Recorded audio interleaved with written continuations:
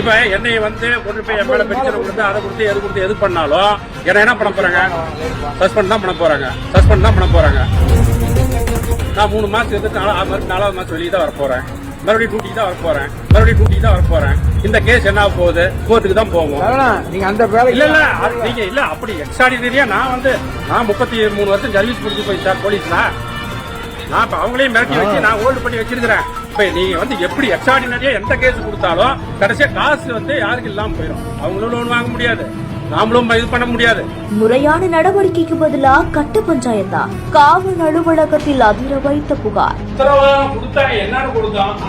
Principal வாங்கலாம் முடிக்கலாம் அப்படின்னு சொல்லி எல்லாம் பண்ணலாம் முடிச்சோம். தெரியுமா?